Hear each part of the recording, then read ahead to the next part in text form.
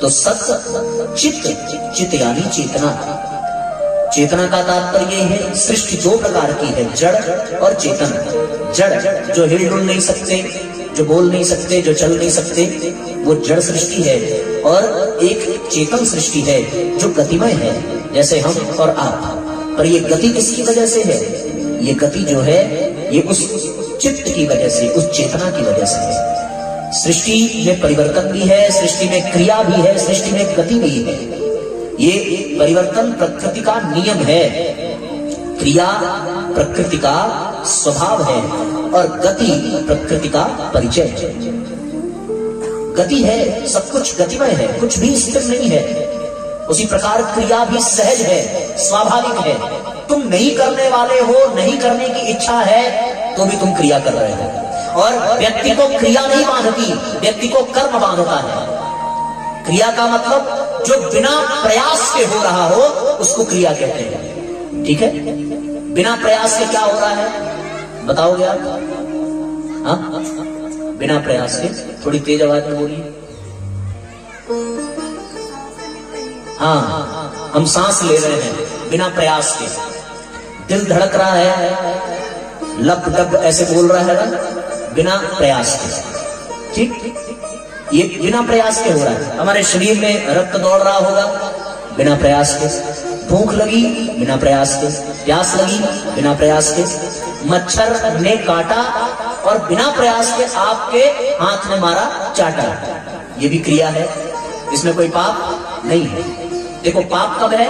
जब मच्छर को देख करके, दौड़ा करके तुमने मारा, वो पाप है। पर उसने काट लिया और अनजाने में मार दिया, वो पाप नहीं है।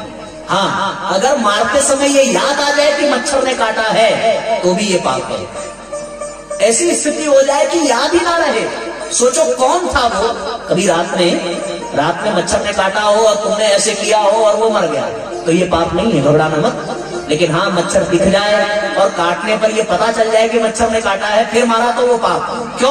क्योंकि वो आपने प्रयत्न पूर्वक किया, और प्रयत्न पूर्वक किया गया कर्म बांधता है। बिना प्रयत्न के होने वाली क्रिया मनुष्य को नहीं बांधती, भगवान इतनी छूट देता है। तो ये चित्त यानी चेतना के कारण प्रयत्न अथवा बिना प्रयत्न के होने वाले समस्त कर्म जो हैं वो केवल चेतना के कारण हैं। आपका शरीर दिन दिन बढ़ रहा है, आपके बाल धीरे धीरे सफेद हो रहे हैं, आपकी दांतें कमजोर हो रही है, दांतों में शक्ति चली गई, आंखों में देखने की ताकत चली गई। ये जो बिना प्रयत्न के हुआ यही क्रिया है। शरीर का बढ़ना, शरीर का बीमार होना, शरीर का घटना, मर जाना, ये किसकी वजह से है? ये उस चेतना की वजह से। वो चेतना निकल जाए फिर इस शरीर में कोई क्रिया नहीं होती है, और क्रिया ही प्रकृति का स्वभाव है। ये होगा ही होगा, आप इसे रोक नहीं सकते। तुम सो जाओ तब भी क्रिया रुकने वाली नहीं है। नींद में भी जमाई आ जाती है, नींद में भी खांसी आ जाती है, नींद में भी छींक आ जाती है, नींद में भी श्वास चल रहा है, नींद में दिल की धड़कन चल रही है। ये दिल की धड़कन, ये अनैच्छिक क्रियाएं जो संपन्न हो रही हैं, ये सब इस बात का प्रमाण है भैया कि तुम्हारे भीतर वो चेतना विद्यमान है। जिस दिन वो चेतना निकल गई उस दिन साथियों जलने तक का एहसास नहीं होता, क्योंकि वो चेतना नहीं है शरीर में। और यदि जलने तक का एहसास हो रहा है तो इसका मतलब वो चित्त, वो चेतना विद्यमान है। तो तुम बड़े भाग्यशाली हो कि वो चेतना भीतर है, और यदि वो ना रहे तो फिर कुछ नहीं कर सकते। फिर तो कोई जला दे, कोई काट दे, तुम झगड़ा करने नहीं आओगे कि तुमने क्यों जला दिया, क्योंकि वो चेतना निकल गई। सत चित्त। और तीसरा है आनंद। भगवान आनंद स्वरूप है। दो तरह के लोग होते हैं, एक होते हैं जिनके आने पर खुशी मिलती है, और एक होते हैं जिनके जाने पर खुशी मिलती है। अभी देखो, हम जाएंगे तो आपको खुशी मिलेगी, गया, नहीं तो 3 घंटे बिठा करके दिमाग चाट रहा था, ऐसा सोचोगे ना? नहीं। कुछ कुछ ननद ऐसी होती हैं जिनके आने पर दुख होता है, और यदि वो अपने बच्चों को लेकर के आए तब तो महाभारत। उनके बच्चे फिर आएंगे, ये सामान तोड़ेंगे, वो सामान तोड़ेंगे। बहुत सी भौजाइयां बड़ी चालाक होती हैं कि ननद के आने की घंटी बजी तो जितने मुख्य मुख्य सामान है उनको छुपा करके रख दो, वरना देखेगी तो मांग लेगी अथवा चुरा लेगी। ठीक है ना? आनंद, एक होता आनंद, और यदि आनंद ना हो तो ना आनंद। और नानंद, मतलब उन्हीं को ननद कहते हैं, नानंद। जो ननद बैठी हो वो बुरा मत मानना, सब ऐसी नहीं होती। कुछ ननद सुनंदा जैसी होती है, नंद बाबा की बहन जैसी। यशोदा के यहाँ नंद है, सुनंदा है, तो वो जो ननद है जो जिसके आने पर आनंद होता है वो सुनंदा है, पर जिसके आने पर आनंद नहीं होता वो ननद है। इसलिए इस बात का ध्यान रखना कि आप ऐसे कर्म करो कि आपके आने से आनंद हो जाए। तो दुनिया में दो तरह के लोग हैं, एक के आने से आनंद होता है, एक के जाने से आनंद होता है। इसलिए भगवान जो है वो आनंद स्वरूप है। परमात्मा जिसके जीवन में है उसके जीवन में आनंद है। अभी देखो यहाँ बैठा हुआ एक भी चेहरा दुखी नहीं है, एक भी चेहरा परेशान नहीं है। आप सब एक दूसरे को देखो, सबके चेहरे पर मुस्कुराहट है। ये मुस्कुराहट का तात्पर्य क्या है कि आपके जीवन में प्रसन्नता है। प्रसन्नता यानी आनंद, आनंद यानी परमात्मा। आप भगवान के जितना नजदीक रहोगे उतना ही आनंद आएगा, और जितना भगवान से दूर रहोगे उतना ही आपके जीवन में दुख होगा। यदि आपको देखना हो ना किसके जीवन में कितना भगवान की कृपा है, तो केवल एकांत में चोरी से उसको देखना। यदि वो मुस्कुराता हुआ मिल जाए तो जान लेना कि भगवान की कृपा है, और यदि ये रोता हुआ मिल जाए तो जान लेना कि कृपा नहीं है। कृपा समोसे से नहीं बरसती, कृपा चटनी से नहीं मिलती। कृपा ऐसे मिलती है प्रसन्नता के रूप में, कृपा मिलती है आनंद के रूप में।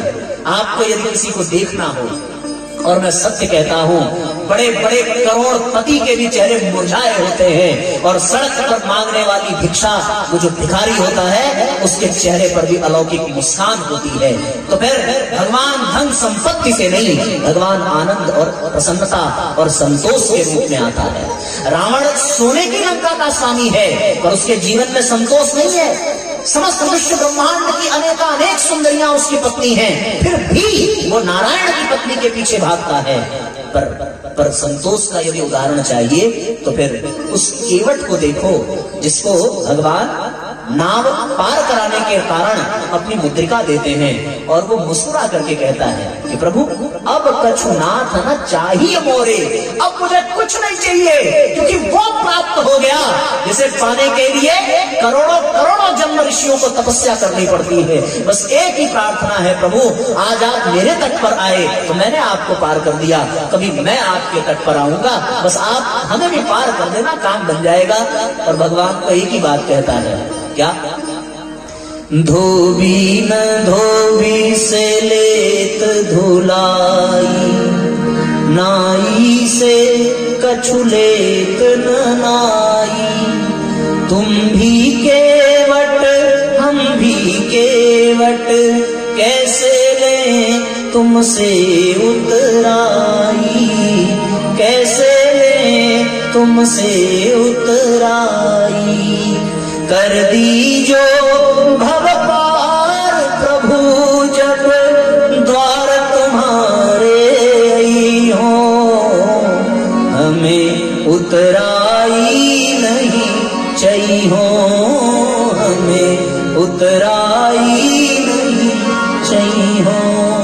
इतना बड़ा संतोषी, पर रावण के पास ये संतोष नहीं है, और इसी कारण रावण के जीवन में चैन नहीं है, क्योंकि संतोष नहीं है, प्रसन्नता नहीं है, तो भगवान दूर है।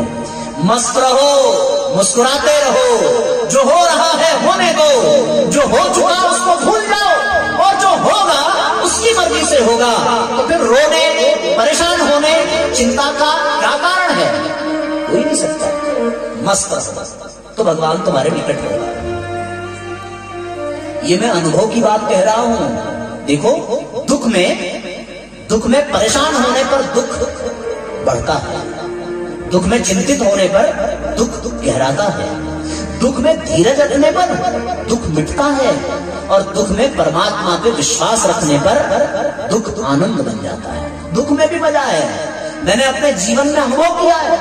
हमारा एक्सीडेंट हुआ, ये पैर कटा, तो हमारे जो नाते रिश्तेदार थे रोते हुए हमारे पास आते थे, और सुभाष भैया मैं ढपली लेके बैठा रहता था। मैं कहता था रोना ही है यार, थोड़े राग में रो ताकि ढपली तो बजे, और वो रोते रोते हंसने लगते थे। जिस समय एक्सीडेंट हुआ उस समय ये नहीं पता था कि दोनों पैर कटे। एक अपनी आंख से देखा था, हाथ में लेकर के गया था, डॉक्टर ने बाद में दूसरा भी काटा, तो तो एक दिन बाद जब थोड़ा होश आया, आईसीयू में पिताजी से बात हुई, तो बिना इनके कुछ कहे मैंने ये आश्वासन दिया कि आप चिंता मत करो, एक पैर है, मैं जीवन जी लूंगा। तो इन्होंने कहा कि नहीं बेटा, दोनों कट गया। तो आप पूछ लेना, विश्वास करो। जब इन्होंने कहा कि दोनों कट गया, तो मैंने कहा कि चलो अब थोड़ी देर आराम करने दो, कुछ दिन विश्राम करेंगे, उसके बाद फिर आगे का सोचा जाएगा। एकदम यही शब्द कहा था। बगल में खड़ी होने वाली नर्स ने कहा अजीब आदमी है, क्योंकि उसी बेड पर मेरे से पहले जो एडमिट हुआ था उसको ये पता चला कि उसके दोनों पैर कट गए, और जैसे उसको बताया वो सुन करके मर गया। मैं पता नहीं कैसे बच गया। क्यों? जीवन में आनंद ही परमात्मा की कृपा का प्रमाण है। इसलिए भैया जीवन में मस्त रहो, मुस्कुराते रहो, और तुम्हारी मुस्कुराहट ऐसी हो कि दुख भी तुम्हारे पास आने से डरे, और यदि वो आ जाए तो आते ही वो दुख सुख में बदल जाए। होता ऐसा ही है। भगवान भी निराश नहीं हुए जब वन को जाना पड़ा। अरे मैं तो कहता हूं जितना दुख भगवान के जीवन में आया हमारे आपके आ ही नहीं सकता। तुम बताओ, तुम्हारे जीवन में कोई ऐसा है जिसको जेल में पैदा होना पड़ा हो? हुआ क्या ऐसा? कोई नहीं ना। पर हमारे कन्हैया देखो जेल में पैदा हुए और फिर भी मस्त मुस्कुराते हुए। भगवान कृष्ण की कोई भी तस्वीर देख लो, वो ऐसा नहीं है कि वो उदास है, मुस्कुराते हुए भगवान पैदा हुए। हम लोग तो जन्म लेने पर रोते हैं, और भगवान प्रकट होते हैं तो रोते नहीं। जबरदस्ती मैया रुलाती है कि प्रभु थोड़ा सा रो दो, ताकि सबको ये पता चल जाए कि मैं मां बन गई हूं। सुनी वचन सुजाना, रोदन ठाना, तब भगवान रोने पर विवश हुए। इसलिए भगवान कभी नहीं रोते। तो जिनके जीवन में दुख नहीं है वही तो परम आनंद है। इसलिए रोना धोना छोड़ दो। भागवत का मैं कितना बोलूं, समय अपना कम हो जाएगा। अभी तो एक ही श्लोक का एक चरण की चर्चा हम लोग कर रहे हैं। सत सच्चित आनंद, इसलिए आनंद है। और जहां आनंद है, इसीलिए कहा गया नंद घर आनंद भयो, जय कन्हैया लाल की। नंद घर परेशानी भयो नहीं। हमारे यहाँ कोई पैदा हो जाए तो वो लानत हो जाती है कि उसको पीलिया हो गया, तो ये हो गया, वो हो गया। भगवान जिसके जीवन में है उसका जीवन आनंद से भरा हुआ है। ओ मेरे गोविंद से जिसका संबंध है, उसे हर घड़ी आनंद ही आनंद है। मेरे गोविंद से जिसका संबंध है, उसे हर घड़ी आनंद है। मेरे ठाकुर से जिसका संबंध है, मेरे ठाकुर से जिसका संबंध है, उसे हर घड़ी आनंद ही आनंद है। उसे हर घड़ी आनंद ही आनंद है। मेरे राघव से जिसका संबंध है, मेरे राघव से जिसका संबंध है, दोनों हाथ से तालियां बजाइए।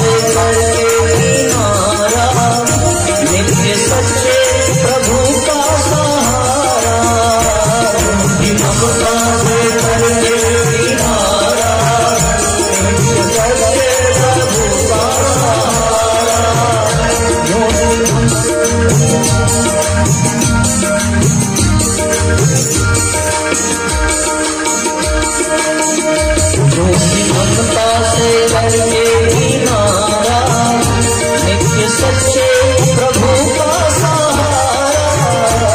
झूठी ममता से रहे किनारा, प्रभु का सहारा। झूठी ममता से करते किनारा, नित्य सच्चे प्रभु का सहारा। झूठी ममता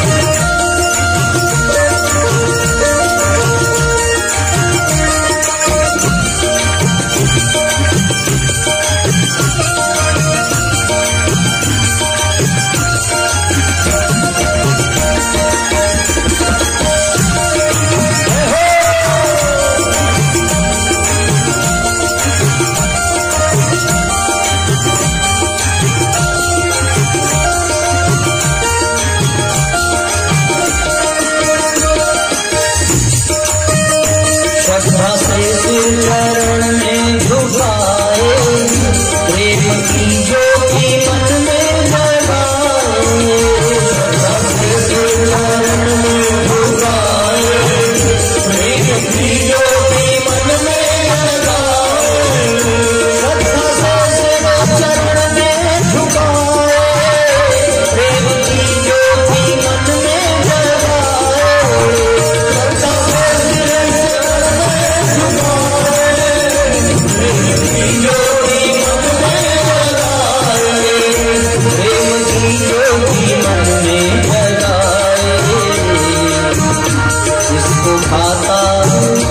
इसको भाता सदा ही सत्संग है, इसको भाता सदा ही सत्संग है।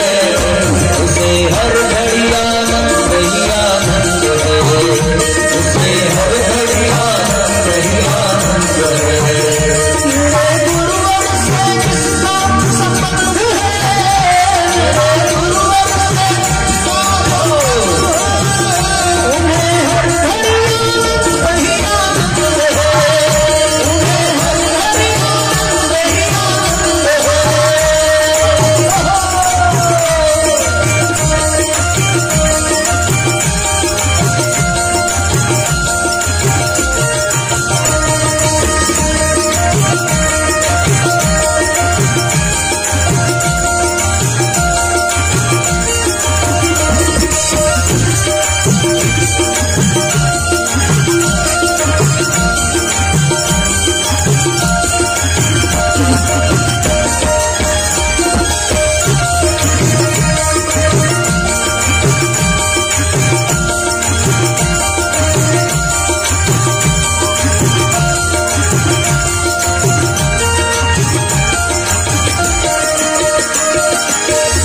स्वर्ग जाने की इच्छा नहीं है, मुक्ति पाने की इच्छा नहीं है। स्वर्ग जाने की इच्छा नहीं है, मुक्ति पाने की इच्छा नहीं है। बताओ भाई, स्वर्ग जाने की इच्छा है? मैं सच कहता हूँ, गया तो नहीं हूँ, कभी तो पिछले जन्म में स्वर्गवासी रहे होंगे, पर जो आनंद भी आपको मिल रहा है ना, ये स्वर्ग में नहीं मिलने वाला। स्वर्ग जाने की इच्छा नहीं है, हमारी तो नहीं है।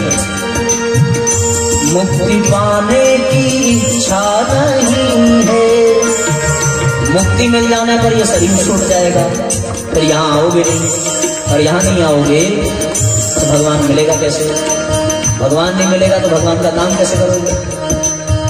देखो, जो आनंद भगवान का करने में है, वो आनंद कहीं नहीं मिलता।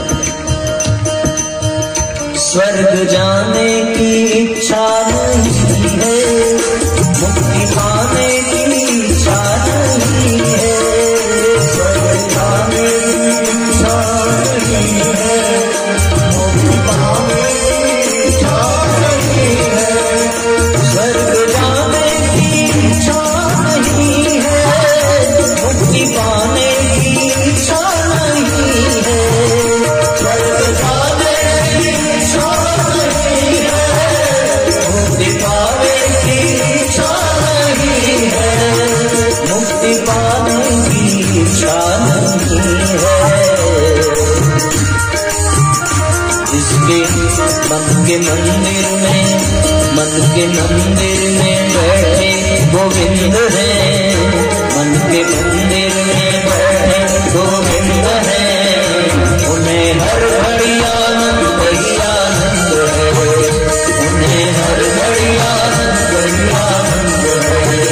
कम सिवाने से जिसका संबंध है, कम सिवाने से जिसका संबंध है, उन्हें हर घड़ी आनंद ही आनंद है, उन्हें हर घड़ी आनंद ही आनंद है। राम प्यारे से जिसका संबंध है, राम प्यारे से जिसका संबंध है, उन्हें हर घड़ी आनंद ही आनंद है, उन्हें हर घड़ी आनंद ही आनंद है, उन्हें हर घड़ी आनंद ही आनंद है।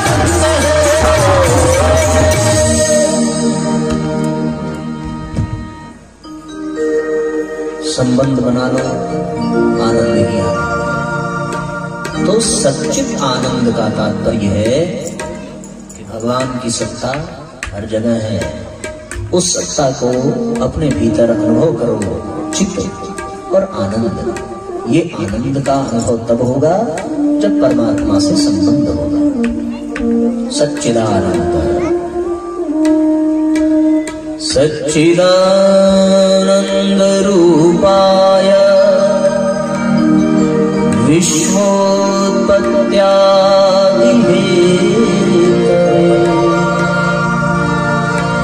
तापत्रय विनाशाय श्रीकृष्णाय वयं